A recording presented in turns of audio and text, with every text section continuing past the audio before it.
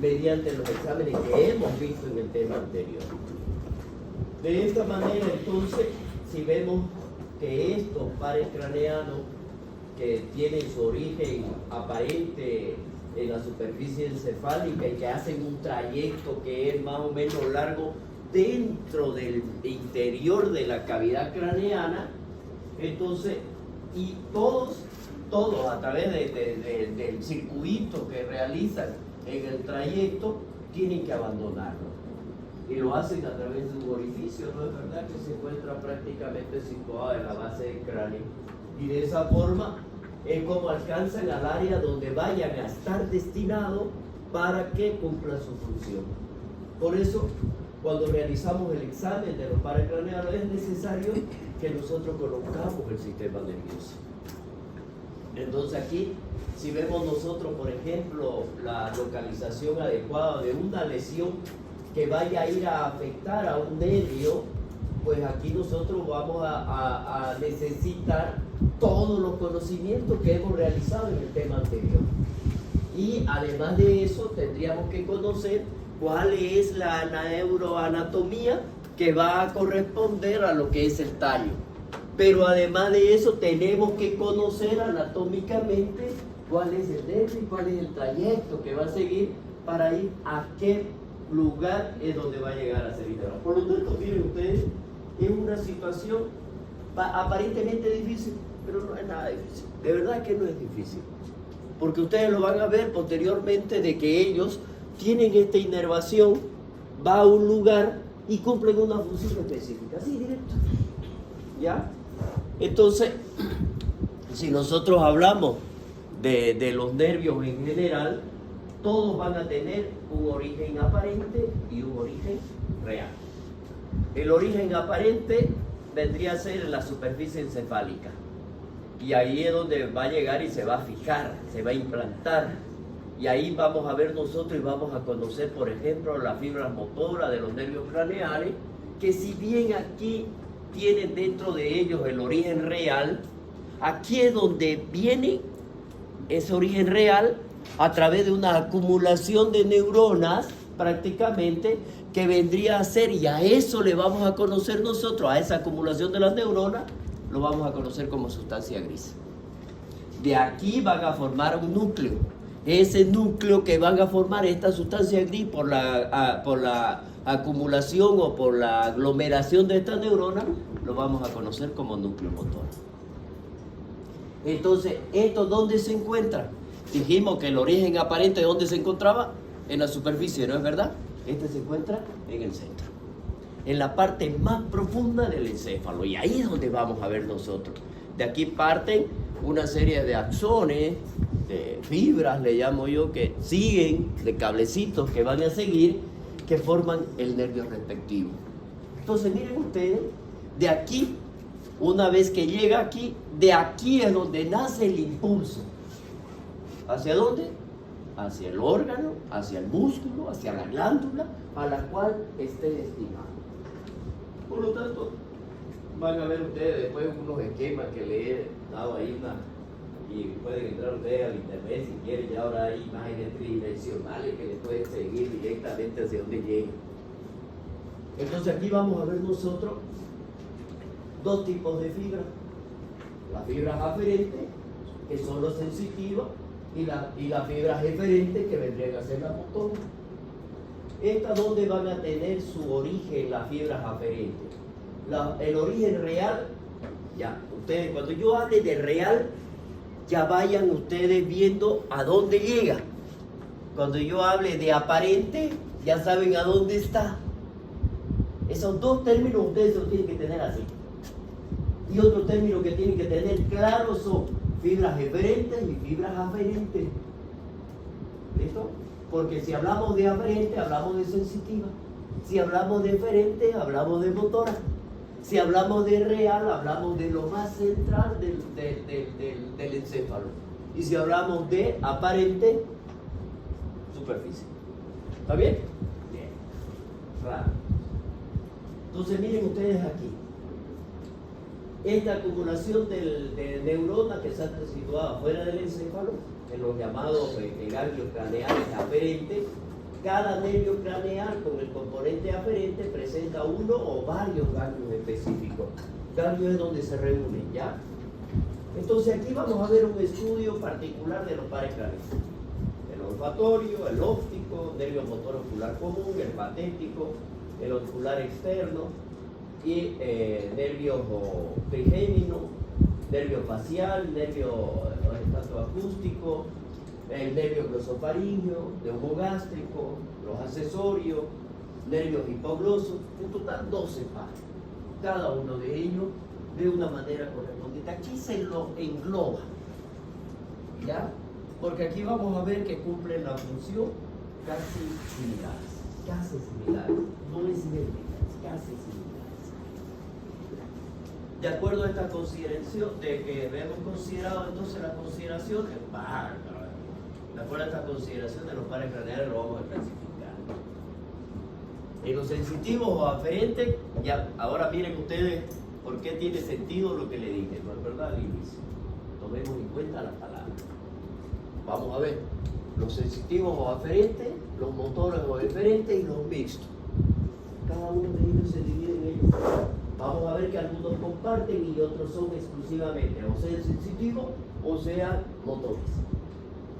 Ahí vemos cuáles son los sensitivos, cuáles son los motores y cuáles son los mixtos. No los voy a nombrar, porque los vamos a ver. Los sensitivos, el primero, el segundo y el octavo. Los motores, el tercero, el cuarto, el sexto, el undécimo y el duodécimo, y los mixtos, el quinto, el séptimo, el noveno y el décimo. Como verán, ninguno se repite, cada uno de ellos. Y ahí van a ver ustedes a dónde van, cuál es la función que está determinando. Miren ustedes el primer par hacia dónde se va. El segundo par, el tercero, cada uno de ellos, el quinto, el octavo, con su representación. Magnífico. Esa representación que ustedes están identificando acá es la que vamos a tratar de estudiar de cada uno. ¿Listo? Hablemos del primer par. El primer par, que es el olfatorio, desde todo punto de, miren ustedes, desde todo punto de vista histológico, ontogénico, filogenético, funcional, no se lo considera un verdadero par, sino que vendría a ser como una especie de una prolongación del telencéfalo que va a formar parte del llamado cerebro visceral o también llamado el rinencéfalo. Entonces, no forma parte de este grupo específico del cual nosotros estamos hablando, pero cumple función, Entonces veamos, ¿en qué va a intervenir este nervio? Primero, la percepción de los olores. Por eso cuando toque la práctica, vamos a ver este primer tema. Cada uno, seguramente los colegas que están pasando la práctica, les van a hacer de cada uno de los grupos con cada par. Y esos son funciones especiales. Por ejemplo, esta que es olfatoria. Su función principal, ¿qué es? Percibir los olores. La pérdida del olfato puede ser causa neurológica o local. Desde el punto de vista neurológico tiene más importancia la unilateral que la bilateral. Y esto es muy importante que nosotros vamos a identificar. Por lo tanto, nosotros para poder percibir si nuestro paciente percibe, para poder tener una noción clara de que si nuestro paciente percibe o no percibe los olores, lo tenemos que hacer por separado. Porque ahí lo dice muy claro, ¿ya? Y aquí vamos a ver nosotros. Ese es el origen, hacia dónde va. Esta es una representación que seguramente el doctor ya lo vieron, ¿ya? En un esquema, ¿ya?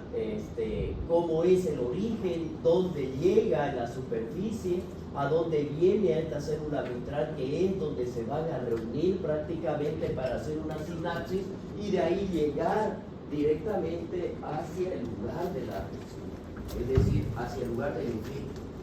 Entonces llega, recibe informa y llega nuevamente para decir esto es lo que está haciendo. ¿Ya? Ese es el origen. ¿Ya? ¿Qué dijimos que era? Dijimos que era sensitivo, ¿no es verdad? Sale, está en el orificio de la lámina escrimosa etmoide, percibe el olfato y las células mielínicas de su mano.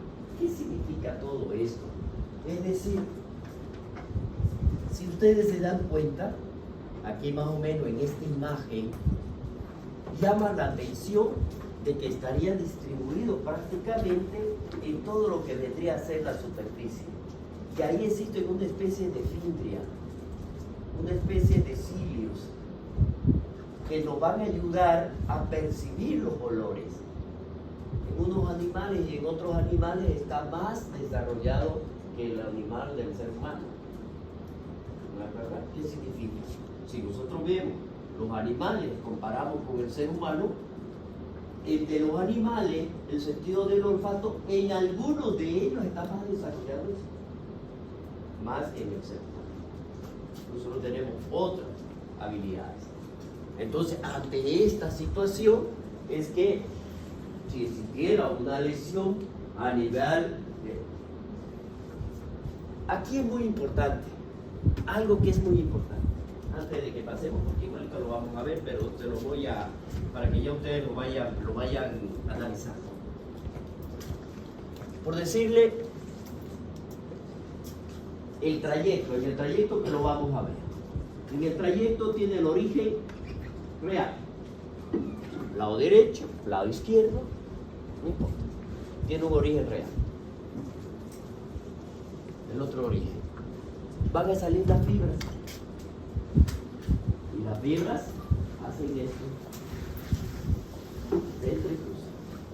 Ojo, que hay fibras de estas que algunas no se van a entrecruzar y van a pasar así. Como lo vamos a ir viendo, seguramente que ya lo han leído ustedes, ¿ya? Entonces, vamos a ver que existe a este sector, lo vamos a conocer como entrecruzamiento o zona de entrecruzamiento, pero vamos a analizar claramente cada uno, ¿ya? Por lo tanto, es muy importante conocer el lugar de la lesión. Es a este lado, es a este lado, es aquí, o a este lado, o aquí, o acá. ¿A dónde está la lesión? Para saber cuál es el órgano afectado. Bien, eso lo vamos a hacer mediante el estudio científico. ¿Cuáles serían las manifestaciones clínicas que nosotros vamos a identificar? La vamos a dividir en cuantitativa, en cualitativa, ilusiones y alucinaciones. En la cuantitativa, ¿qué significa cuantitativa? Que nosotros podemos cuantificarla, valga la redundancia, podemos saber hasta cuánto. Es decir, o está o no está. Eso es lo que nos permite. ¿Está presente o no está presente? Eso es cuantitativa, porque la cualitativa me está diciendo lo que el paciente refiere simplemente y es como si fuera subjetivo. Igual como cuando le dan los resultados a uno en laboratorio. Cuantitativa, 125.000. Yo estoy diciendo un número, simplemente. Cualitativa, 3 cruces. Esa es la diferencia. Eso es lo que yo quiero dar a entender. Ahora miren ustedes aquí. Dentro de estas alteraciones cuantitativas tenemos la anosmia, que es la abolición de la capacidad olfatoria, pierde totalmente la hiposmia en la disminución y la hiperosmia en el aumento. La cualitativa, vamos a tener nosotros 3 de ellas, que son bien características. Una de ellas es la disosmia, y aquí vamos a ver nosotros, aquí vamos a incluir a dónde está, ya que vendría a ser la parosmia, que no es más que la interpretación equivocada de una sensación olfatoria, ya, y a esto lo vamos a conocer como troposmia, es decir, la distorsión cualitativa del olor. Nosotros en este caso, por ejemplo, no sé, le voy a dar a que perciba un olor cualquiera de ellos.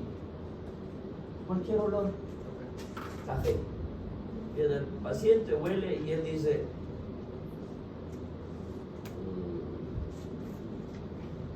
sé, a ver, un olor o cualquiera. Bueno, pero es que hay perfumes que se parecen a esa. La mandarina, por ejemplo, es fuerte, un olor fuerte de mandarina. Bueno, o sea, está distorsionando el olor, la manifestación. En la perversión, mire, del olfato, aquí ya vamos a ver, cuando existe esta perversión del olfato, aquí ya tendríamos que hablar nosotros de un daño en las neuronas. Miren ustedes este